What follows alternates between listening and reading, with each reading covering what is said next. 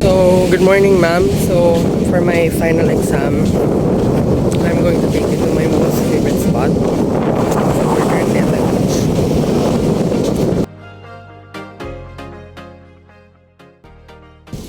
So, hi, ma'am. So, andito na po tayo.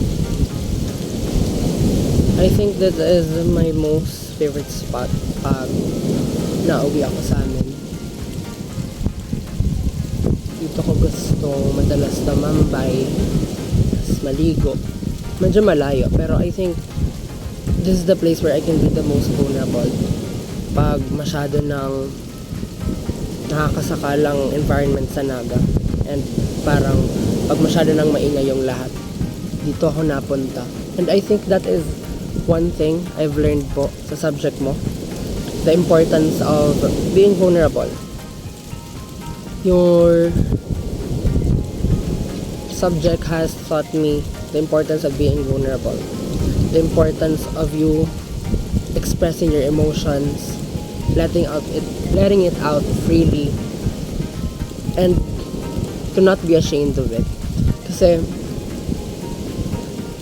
valid yung nararamdaman mo. And tapos natutunan ko din po na hindi lang sapat na alam mo kung ano yung nararamdaman mo, pero mahalaga din po na alam mo kung saan ka nanggagaling. Alam mo kung saan nanggagaling yung nararamdaman mo at kung ano yung pinag-uugatan nito, para mas mabilis mong maintindihan yung sarili mo at para mas mabuti mong ma-handle yung emotions mo. Before I end this video po, I want to thank you for everything. Sobrang swerte ko po na ikaw po yung naging formator namin. Sobrang thankful po ako sa relationship na na-build po natin throughout the year. And I wish you all the best po, ma'am. Ingat ko po palagi and see you next school year. Bye-bye!